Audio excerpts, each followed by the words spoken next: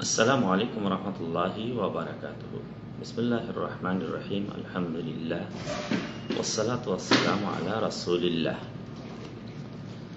সম্মানিত শ্রোতা মণ্ডলী, যারা কাছে এবং দূর থেকে শুনছেন এবং শুনবেন, আজকে আমরা আলোচনা করব 40 হাদিসের আসরের 7ম হাদিস। আর এই হাদিসের শিরোনাম হলো দিন হলো নসিহত। দিন হলো নসিহত। নবী সাল্লাল্লাহু আলাইহি ওয়াসাল্লাম বলেছেন, আদ-দীনু নাসিহা।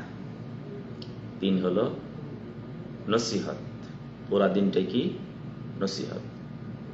কুলনা লিমান, বলে নসিহত কার জন্য? নসিহত নবী সাল্লাল্লাহু আলাইহি সাল্লাম বললেন, লিল্লাহি, আল্লাহর জন্য নসিহত। ওয়ালি কিতাবিহি, তার কিতাবের জন্য নসিহত। ওয়ালি রাসূলিহি, তার রাসূলের জন্য নসিহত। ওয়ালি আইম্মাতিল মুসলিমিন, এবং মুসলমানদের নেতা জন্য নসিহত। ও আম্মাতিহিম, এবং সাধারণ মানুষের জন্য কি? নসিহত। হাদিসটা এসেছে মুসলিম শরীফে। মুসলিমে হাদিসটি বর্ণিত হয়েছে।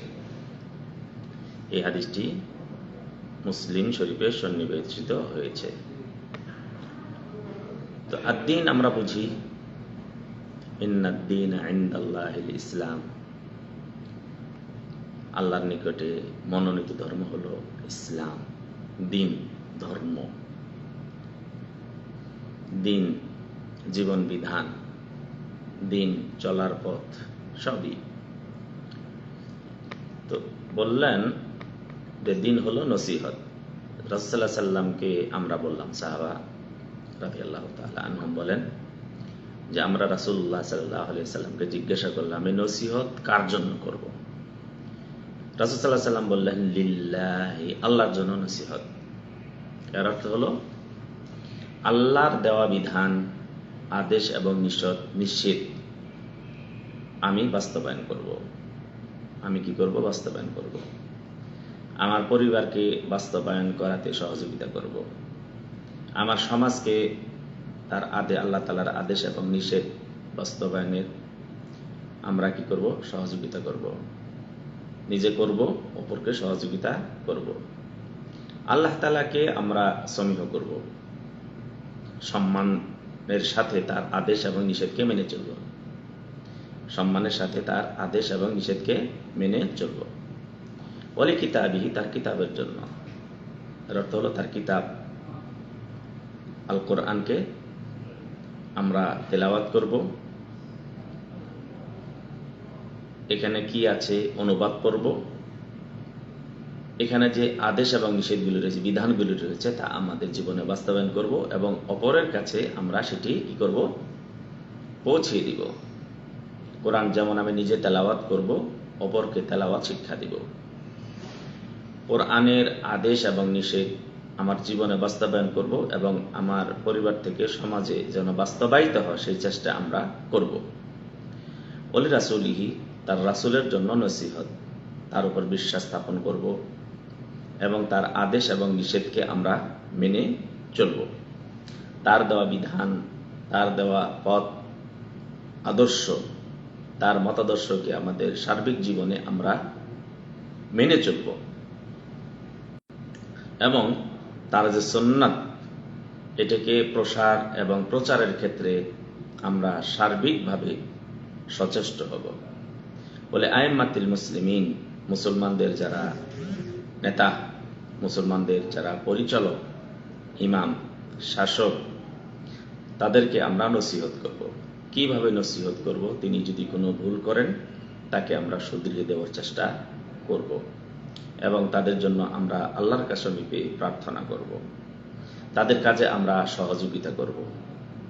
তারা যেন ইসলামের পথে থাকে, তারা যেন কোরআন এবং সুন্নাহর পথে থাকে এবং পরিচালনা করে, এইদিকে তাদেরকে আমরা পূর্ণ সহযোগিতা করব। নসিহতের মাধ্যমেই হোক, লিখনের মাধ্যমেই হোক, তাকে যে কাজ তিনি করছেন সেই কাজের সহযোগিতার মাধ্যমেই হোক, তাকে আমরা সহযোগিতা করব।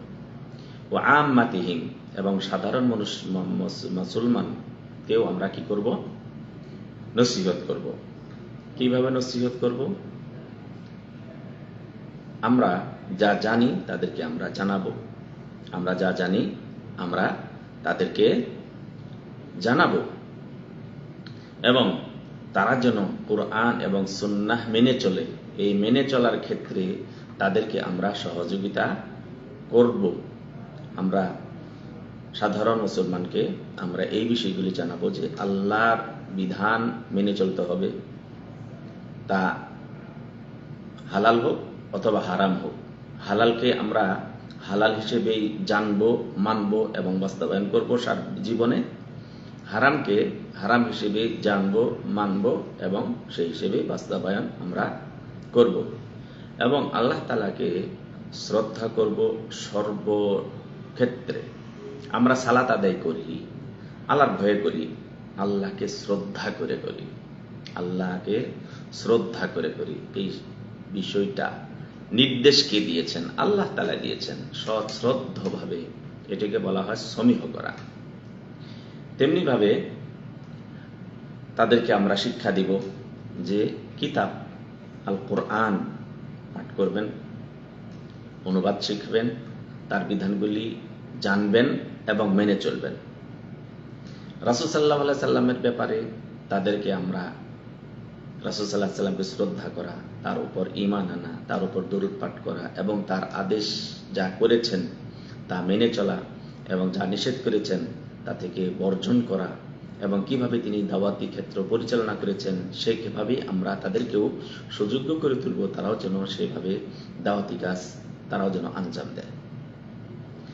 আর সাধারণ মুসলমানদেরকে আমরা এটাও জানাবো যে যারা আমাদের কর্ণধার রয়েছেন, শাসক গোষ্ঠী রয়েছেন, শাসকদের ভিতরে অনেক শ্রেণী রয়েছে, যেমন রাষ্ট্রের শাসক, আপনার বিভাগের শাসক, আপনার জেলার শাসক, আপনার থানার শাসক, আপনার ইউনিয়নের শাসক, আপনার গ্রাম্য শাসক যারা আছে, যারা আপনাদেরকে ভালো চান, আপনাদের পরিচালনা করেন, তাদের জন্য অনেকগুলি বিষয় আছে। তারা যদি ভুল করে থাকেন তাহলে আমরা তাদেরকে শুধরিয়ে দিব। অনেক সময় আছে শাসক গোষ্ঠী ছোট হোক বড় হোক, ছোট হোক এবং বড় হোক, আপনি সাধ্য অনুযায়ী তাদেরকে কি নসিহতটা করবেন। তিনি একটা ভুল করেছেন, আপনি চিন্তা ভাবনা করবেন এই ভুলটা যদি আমি তাকে ব্যক্তিগতভাবে শুধরিয়ে দিই তাহলে ভালো হবে। আবার যদি অনেক সময় মনে করেন যে না, সেইভাবে নয়, অনেকগুলি বিষয় আছে যে আমি সেগুলি সবার সামনেই বলতে হবে, সবার সামনেই বলতে হবে। যেমন নূহ আলাইহিস সালাতু ওয়াস সালাম বলছেন, আমার জাতিকে আমি প্রকাশ্যে দাওয়াত দিয়েছি, গোপনেও দাওয়াত দিয়েছি, ওখান থেকে আমাদের নিতে হবে। তো আমাদের সাধারণ মানুষকে আমরা এইভাবে শিক্ষা দিব। অনেক সময় দেখা গেল যারা কর্ণধার আছেন, শাসক আছেন, মেম্বার হোক, চেয়ারম্যান হোক অথবা গ্রাম্য মাতাব্বর হোক, তাদেরকে আমরা সহযোগিতা করব এইভাবে। অনেক সময় দেখা যায় যে তারা এমন একটা কিছু ভুল করেছেন, এই ভুলের কারণে তাকে যদি আমি গোপনে গিয়ে ব্যক্তিগতভাবে যদি বুঝাই যে আপনার ভুল হয়েছে, উত্তম হবে, উত্তম হবে। আর যদি মনে করেন না সেভাবে কাজ হবে না, প্রকাশ্যে বললেই ভালো হবে, তাকে আমরা প্রকাশ্যভাবে আমরা বুঝাবো। এই বিষয়গুলি আমাদের সাধারণ মানুষকে বুঝাইতে হবে। এবং সাধারণ মানুষের জন্য যে নসিহত, যেটা হলো সালাত আদায় করে না, সালাতের দিকে উদ্বুদ্ধ করতে হবে। সালাতের বিষয় জানে না সাধারণ মানুষ, তাদেরকে সালাত শিক্ষা দিব। তারা কোরআন তেলাওয়াত জানে না, কোরআন তাদেরকে শিক্ষা দিব। তারা অনেকগুলি বিষয় জানে না, তাদেরকে আমরা সেই বিষয়গুলি তাদেরকে জানাবো। আমাদের সমাজে অনেকেই আছেন সাধারণ মানুষ, ইসলাম থেকে অনেক অনেক দূরে, কিন্তু আমাদের কিছু পদ্ধতি অবলম্বন করতে হবে, যে পদ্ধতির মাধ্যমে তাদেরকে আমরা ইসলামের ছায়াতলে নিয়ে আসতে পারি। অনেক সময় দেখা গেল যে বলে যে আরে এই লোকটা তো নামাজ পড়বেও না। এইভাবে করলে কি তিনি কি শুধরিবেন? নাকি তাকে এমন ভাবে বললে শুধরাবে, ভাই সালাত আপনার উপর ফরজ, আপনি পিতামাতা ভালো ছিলেন। অথবা আপনি বললেন, ভাই আপনাকে মসজিদে কেন দেখা যায় না, কেননা আপনি কি বাসায় নামাজ পড়েন? রাসূলুল্লাহ সাল্লাম তো বলেছেন যে সালাত আদায় করা মসজিদে উত্তম, এবং তিনি ওয়াজিব বলেছেন, এবং তিনি সেই ব্যাপারে কঠোর বাণী তিনি উচ্চারণ করেছেন। এইভাবে যদি মনে করেন যে এইভাবে বললে সে সালাতে আসবে, এইভাবে বলতে পারেন। আবার যদি এমনও হয় তাকে শাসিয়ে আনতে পারেন, কিন্তু আপনাকে বিষয়টা আগে চিন্তা ভাবনা করতে হবে। এইভাবে সাধারণ মানুষকে আমাদের নসিহত করতে হবে, যে কোনো বিষয় হোক না কেন।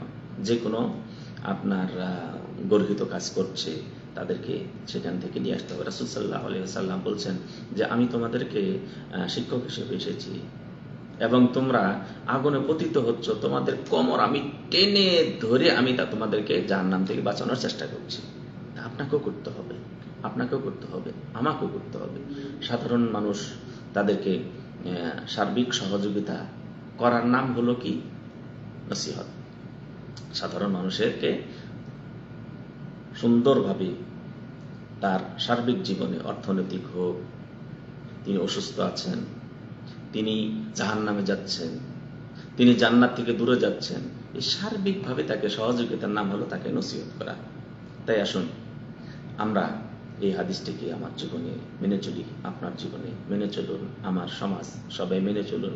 এই জন্য আমরা নিজেরা যেমন মেনে চলব এবং সবাইকে আমরা সহযোগিতা করব দিনকে আঁকড়িয়ে ধরার জন্য।